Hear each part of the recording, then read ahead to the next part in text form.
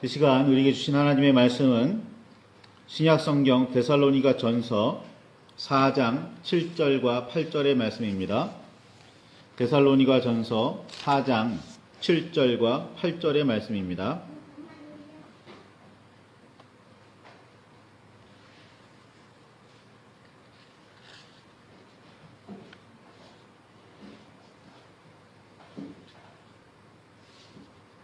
찾으셨으면 우리 함께 말씀을 봉독하시겠습니다. 하나님이 우리를 부르심은 부정하게 하심이 아니요 거룩하게 하심이니 그러므로 저버리는 자는 사람을 저버림이 아니요 너희에게 그의 성령을 주신 하나님을 저버림이니라.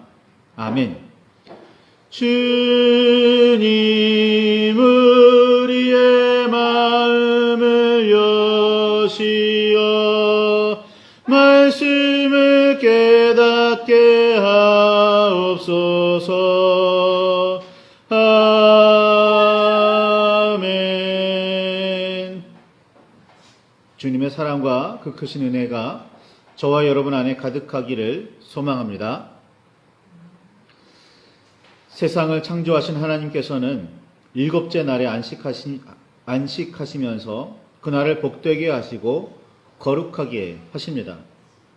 일곱째 날이 복되고 거룩하기에 안식하셨는지, 그날에 안식하셨기에 복되고 거룩한지는 분명히 그 인간관계를 말하기는 어렵지만, 하나님께서 창조하신 마지막 날인 일곱째 날을 복되고 거룩하게 하셨다는 이 부분에서 거룩이라는 단어가 처음 사용됩니다. 하나님께서 그날을 거룩하게 하셨다는 사실이 중요합니다. 거룩은 태초부터 성령이 시작하는 처음부터 매우 중요한 개념으로 등장합니다. 이에 비해 하나님을 섬기며 그리스도를 따르는 사람으로서 우리는 거룩함에 대해 잘 알지 못하고 있는 현실입니다. 뭔가 알 듯 하면서도 모르겠는, 그러면서도 매우 중요하게 여기는 정도입니다. 잊지 말아야 할 부분은 하나님께서 일곱째 날을 복되고 거룩하게 하셨다는 사실입니다. 하나님께서 그날을 뭔가 특별하게 여기셨다는 말씀입니다. 우리 생각과 판단에 따라 뭔가 거룩해지는 것이 아니라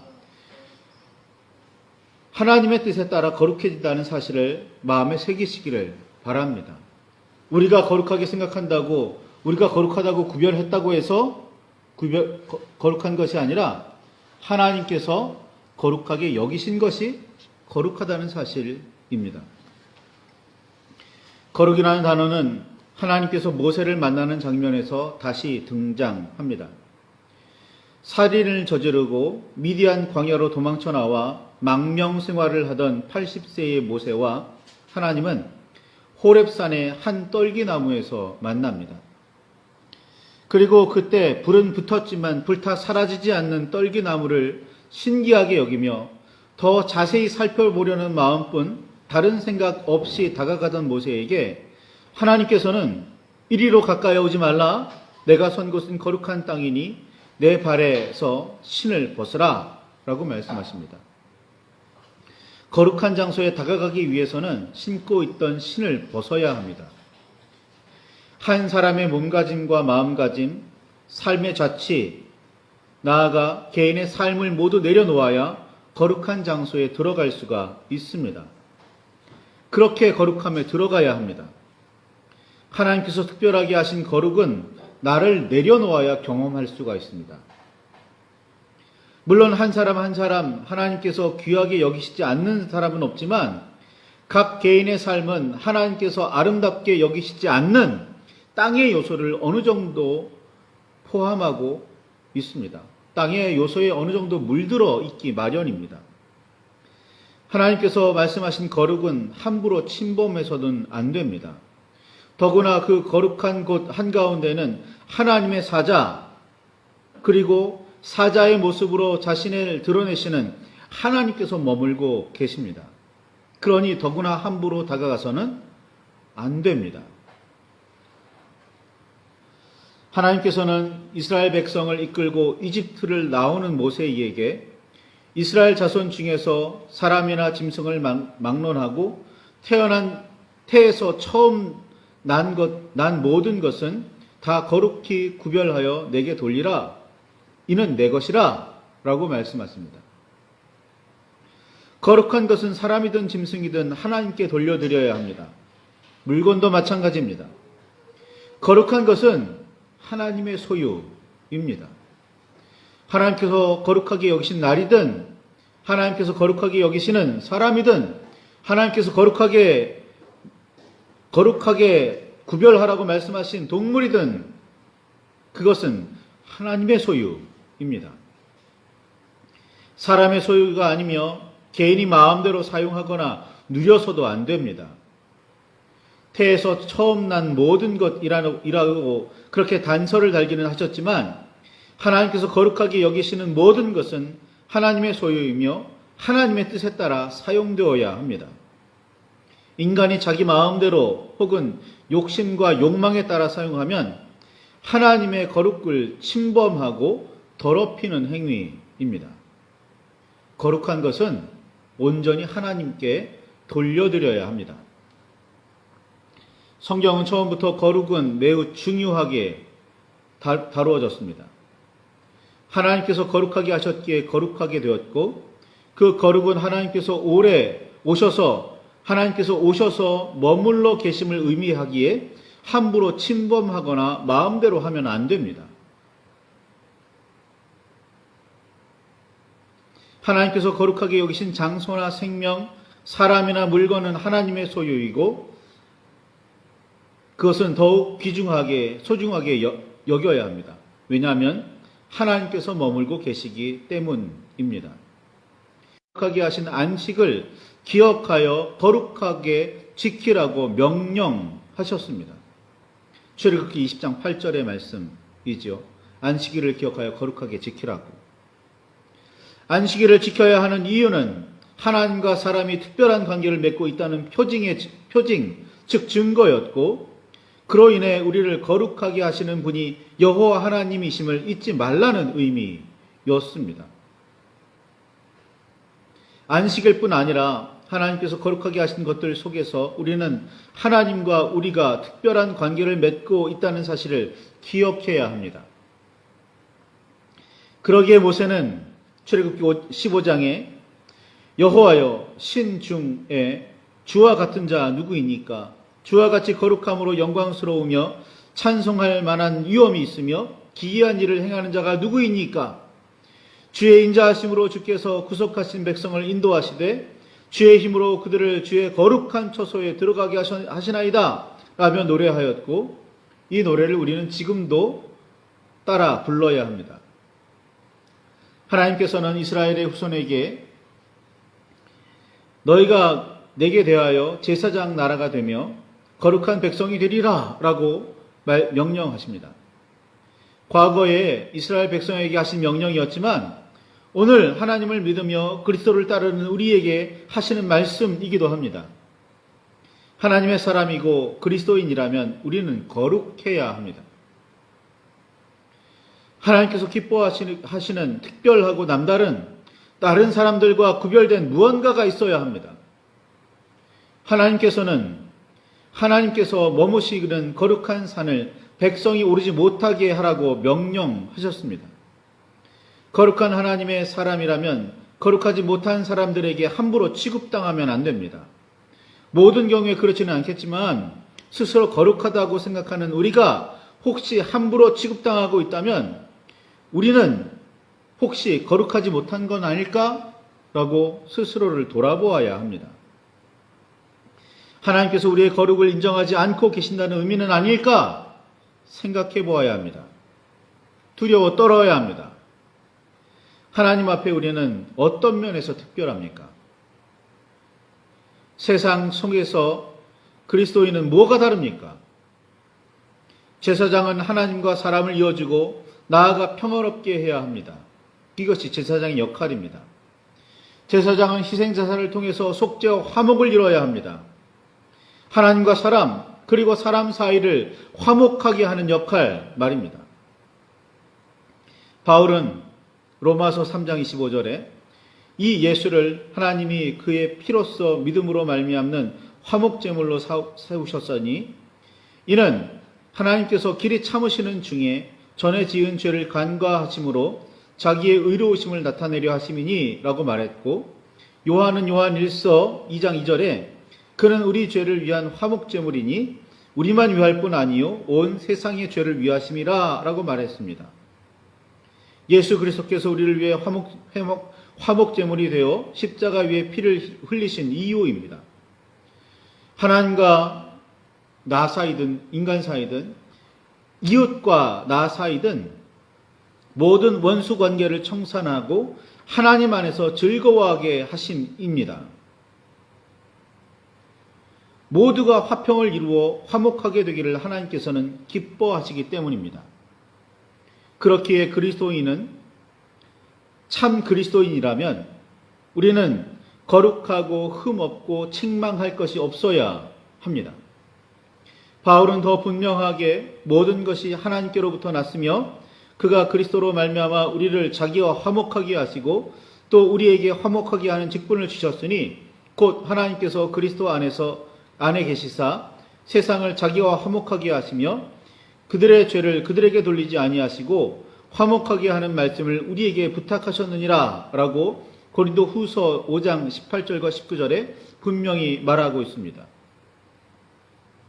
하나님께서는 레위기 11장 44절 45절에 나는 여호와 너희의 하나님이라 내가 거룩하니 너희도 몸을 구별하여 거룩하게 하고 땅에 기는 길짐승으로 말미암아 스스로 더럽히지 말라. 나는 너희의 하나님이 되려고 너희를 애굽 땅에서 인도하여 낸 여호와라. 내가 거룩하니 너희도 거룩할지어다 라고 그렇게 말씀하셨습니다.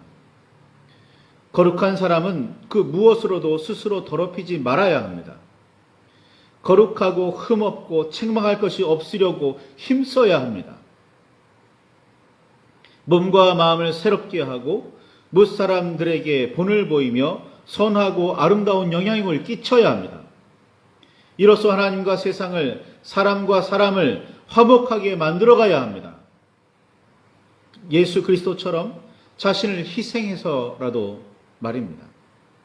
그러나 오늘을 살아가는 그리스도인 중에 희생을 감수하려는 사람은 얼마나 있으며 자신을 통해 화목을 이루어가는 사람은 또 얼마나 있는지 한없이 궁금해집니다. 아니, 희생은 둘째치고라도 선하고 아름다운 영향을 끼치고는 있는지, 더 근본적으로 거룩하고 흠없고 책망할 것이 없는 삶을 살고 있는지 의문입니다.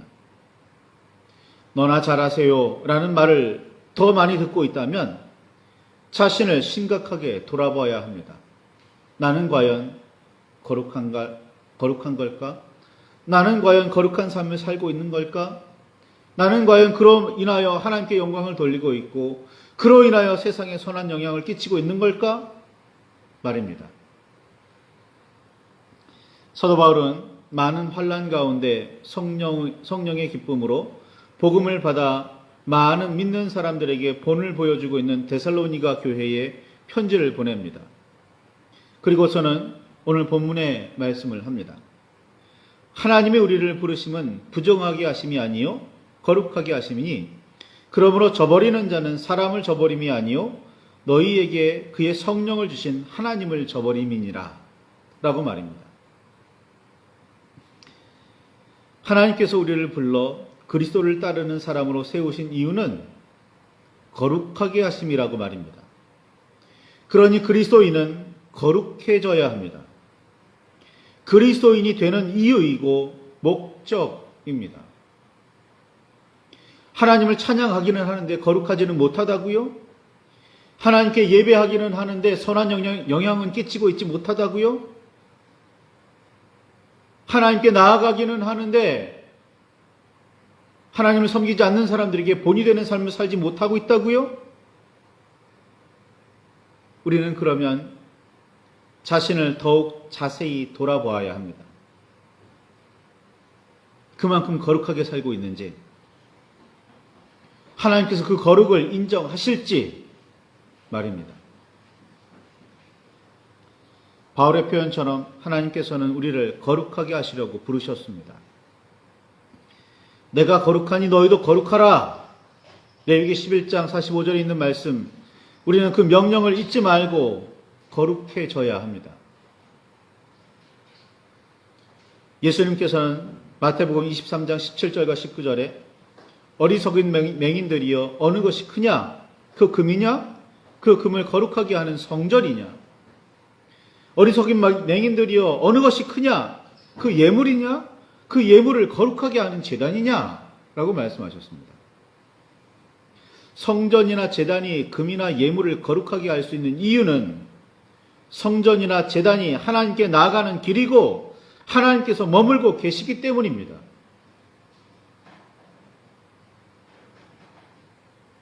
그러니까 예물을 드려라, 금을 드려라가 아니라, 그러니까 하나님께로 나아가는 나는 거룩하냐? 나는 하나님께서 기뻐하시는 삶을 살고 있느냐? 나는 선한 영향을 세상에 끼치고 있느냐? 그로 말미암아 세상은 더욱 밝아지고 조금이라도 더 정의로워지고 있느냐? 나는 어떤 사람이냐? 물어봐야 합니다.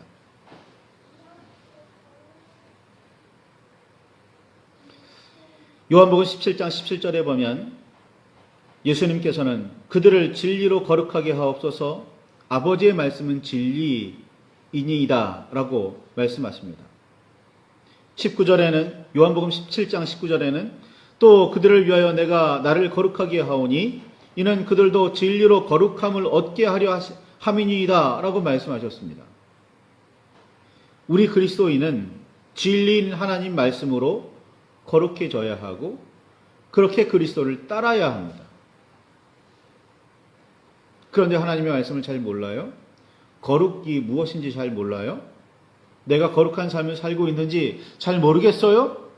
그렇다면 우리는 신앙생활을 제대로 하고 있지 못한 겁니다. 아니, 신앙생활을 하고 있는 게 아닐지도 모릅니다. 그냥 교회에 발걸음만 할 뿐, 교회에서 주관하는 그런 행사에 참여할 뿐, 좀 좋게 여겨지는 이런저런 행사에 이름을 올릴 뿐일지도 모릅니다. 우리 그리스도인은 하나님의 말씀으로, 진리인 하나님의 말씀으로 거룩해져야 합니다. 바울은 디모데전서 4장 5절에 하나님의 말씀과 기도로 우리가 거룩해진다고 그렇게 디모데를 가르쳤습니다. 우리는 우리의 소원을 하나님께 아뢰는 방법이 기도라고 알고 있습니다. 그래서 그렇게 부르짖습니다. 그러나 기도는 본래 하나님의 뜻을 올바로 깨닫게 해주시기를, 그리고 하나님의 뜻대로 살게 해주시기를 구하기 위한 통로였습니다. 내 소원을 들어달라는 그런 내 말을 하나님께 전해드리는 통로가 아니라 하나님의 뜻이 무엇인지를 알게 해주십시오. 하나님의 뜻대로 살게 해주십시오. 이 소망을 하나님께 알리는 통로, 하나님께서 그 소망을 이루시기 위한 은혜와 능력을 주시는 통로, 그게 기도인 겁니다. 소원 이루어 달라고 하는 통로가 기도가 아닙니다.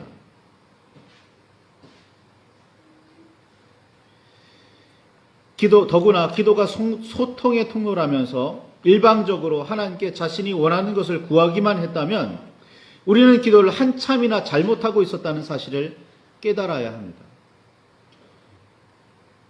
내 말만 열심히 하나님께, 아니요, 하나님의 말씀이 무엇인지를 듣는 통로가 기도여야 한다는 겁니다. 침묵의 방법이든지 무슨 방법이든지 간에 내 소망, 내 말이 아니라 하나님의 뜻을 구하는 것, 그것이 기도인 겁니다. 그런데 우리는 하나님의 음성 듣기에 소홀해 있습니다. 성경은 열심히 읽는지 잘 모르겠습니다. 하나님의 음성 듣기에도 소홀하면서 성경은 열심히 읽는지 잘 모르겠습니다. 바울이 디모데에게 가르친 말씀이나 기도는 하나님의 말씀을 깨달아 하나님의 뜻대로 살라는 의미입니다. 예수님께서는 마음과 목숨과 뜻을 다하여 하나님을 사랑하는 일과 이웃을 자신처럼 사랑하는 일이 모든 율법과 선지자들의 선포 핵심이라고 말씀하셨습니다. 하나님의 말씀의 핵심이라는 겁니다. 하나님을 사랑하고 이웃을 사랑해라. 그러니 하나님의 말씀을 알고 그 뜻을 받들어 하나님의 말씀대로 하나님을 사랑하고 이웃을 사랑할 때 우리는 비로소 거룩해질 수 있습니다. 사랑과 용서가 없는 정의는 하나님께서 말씀하신 정의가 아니고 옳고 그름이 불투명한 사랑은 하나님께서 말씀하신 사랑이 아닙니다. 이 말이 어렵다고요? 성경을 열심히 읽지 않은 거죠. 하나님의 뜻을 모르는 겁니다. 바울은 하나님의 부르심을 받은 사람이 거룩하지 못하다면 우리에게 성령을 주셔서 거룩하게 하신 하나님을 저버리는 일이라고 분명하게 말합니다. 그리스도인으로서 우리는 거룩해야 하나님을 온전히 섬긴다고 말할 수 있으며 예수님께서 전하신 복음을 따라 살 때 진리 안에서 산다고 말할 수 있습니다. 그렇게 성령의 인도에 순종하며 하나님과 이웃을 사랑하며 살 때 우리는 참 하나님의 백성이며 그리스도인이라고 말할 수 있습니다. 그러니 우리는 신앙생활을 통해서 거룩을 이루어야 합니다. 하나님께서 말씀하신 대로 내가 거룩하니 너희도 거룩해라. 이 말씀대로 우리는 거룩을 이루어야 합니다. 그런데 거룩이 뭔지 잘 모른다고요? 어떻게 거룩해지는지 모르겠다고요?